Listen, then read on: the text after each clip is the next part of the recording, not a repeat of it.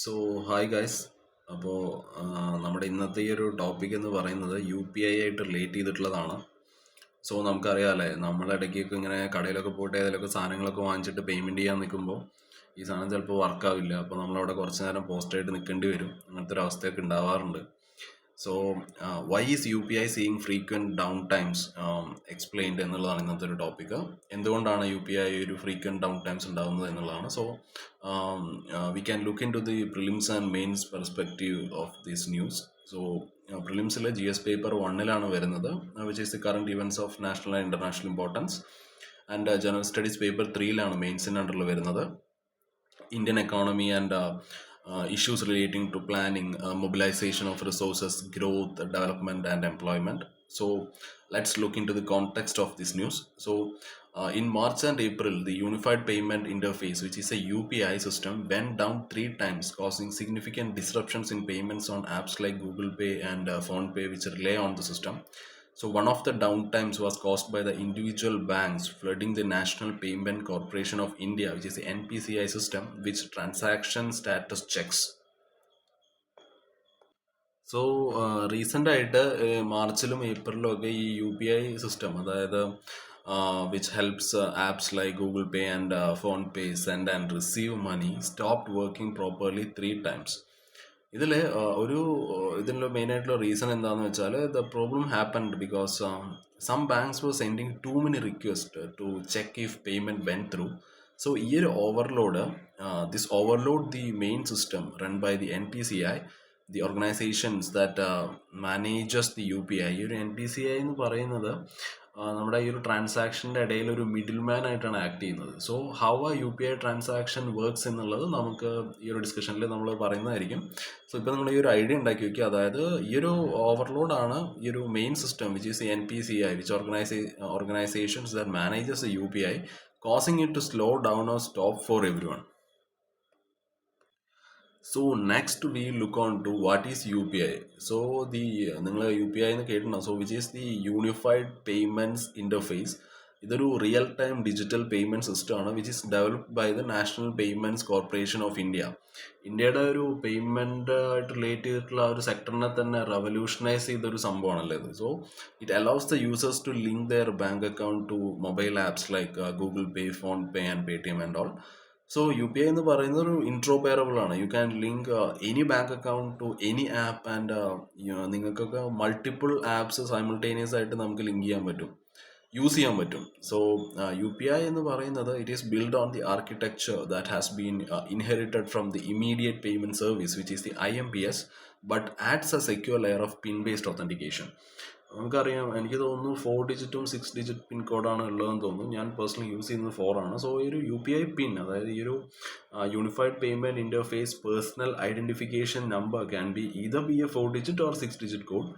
So you can create and set this pin during the initial registration process when you link your bank account to a UPI app.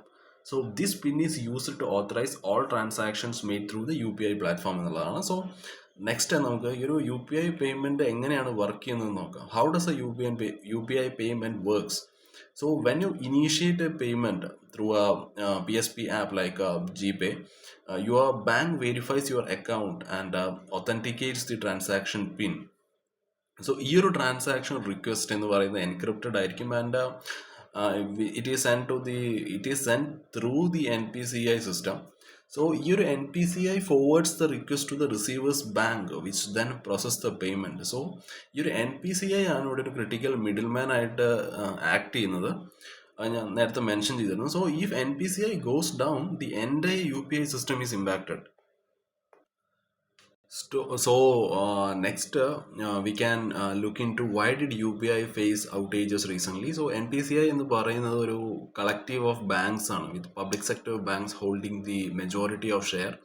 എന്തുകൊണ്ടാണ് ഈ ഒരു public sector banks major share hold ചെയ്യുന്നതെന്നുള്ള കാര്യം നമുക്ക് പറയാം. So ഈ ഒരു structure which follows the payment and settlement system act of 2007, which requires bulk clearing organizations to be majority owned by the public sector banks. Although NPCI designed and oversees the UPI system, day-to-day implementation is largely left to the banks. അപ്പോൾ NPCI, national payment corporation of India എന്ന് പറയുന്നത് which is a group formed by many banks. പക്ഷേ most of its ownership is with the public sector, അതായത് government own banks ആണ്. അപ്പോൾ ഈ ഒരു setup എന്ന് പറയുന്നത് ഉണ്ടാക്കിയത് 2007 the payment and settlement system act വഴിയാണ്, which says that organisations that handle a large number of money transfer must mostly be owned by the public banks. So നമുക്കറിയാം, even though UPI created and manages the UPI system, the actual day-to-day running like processing payments and handling issues is mostly done by the individual banks themselves. ഇപ്പോൾ recently ഇങ്ങനൊരു server down ഉണ്ടാവാനുള്ള കാരണം എന്താണെന്ന് നോക്കുമ്പോൾ നമ്മൾ പറഞ്ഞിരുന്നു, ഒന്ന് ഈ ബാങ്കുകൾ ഈ ഒരു എക്സസീവ് ആയിട്ടുള്ള ട്രാൻസാക്ഷൻ സ്റ്റാറ്റസ് ചെക്ക് ഈ NPCIക്ക് കൊടുക്കുന്നതുകൊണ്ടാണെന്ന് പറഞ്ഞിരുന്നു. So in the recent weeks individual banks flooded the NPCI servers with the excessive transaction status check request. So ഈ ഒരു ചെക്കാണ്, these checks are used to verify whether payments were completed but the flood overwhelm the system. പിന്നെയുള്ളത് ഈ ഒരു NPCI എന്ന് പറയുന്നത് which act as a central hub for all UPI transactions എന്നുള്ളതാണ്. So ഈ ഒരു this centralisation means that if NPCI goes down the എൻ്റെ UPI system സഫേഴ്സ്. അപ്പോൾ ഒരു സിംഗിൾ പോയിന്റ് ഓഫ് ഫെയിലിയർ എന്ന് പറയാമല്ലോ. So and NPCI launched UPI Lite to minimize the load by allowing users to make payments up to 2000 without entering a PIN. അപ്പോൾ ഞാൻ പണ്ട് ഈ PayTM ഒക്കെ ഉപയോഗിക്കുന്ന ഒരു കാലത്ത്, ഇപ്പോൾ വേറെ ആപ്സിലോട്ടൊക്കെ ഷിഫ്റ്റ് ചെയ്തു. അപ്പോൾ PayTM ഉപയോഗിക്കുമ്പോൾ നമുക്കൊരു വാലറ്റൊക്കെ ഉണ്ട്. ഈ വാലറ്റിലോട്ട് പൈസ ഇട്ട് കഴിഞ്ഞാൽ പിന്നെ നമുക്ക് പിന്നൊന്നും അടിക്കാനുണ്ട്, ഡയറക്റ്റായിട്ട് പേയ്മെൻറ്റ് വാലറ്റിൽ നിന്ന് പൊക്കോളും. എക്സ്ട്രാ കുറച്ച് പൈസ വാലറ്റിൽ ഇട്ട് വെച്ചാൽ മതി. സോ ഈ ഒരു UPI Lite എന്ന് പറഞ്ഞൊരു സംഭവം കൊണ്ടുവന്നിരുന്നു. എന്തിനു വേണ്ടി വെച്ചാൽ ഈ ഒരു NPCI have launched the UPI Lite to minimise the load by allowing users to make payments up to 2000 without entering a PIN. So ഈ ഒരു UPI Lite എന്നുകൊണ്ട് ഉദ്ദേശിക്കുന്നത് which aims to reduce full transaction authentication load but still routes communication through the NPCI. So നമുക്കറിയാം, while PIN decryption is avoided, other essential communications like verifying transaction origin still requires NPCI's involvement and all. So therefore UPI Lite cannot function independently if NPCI is down.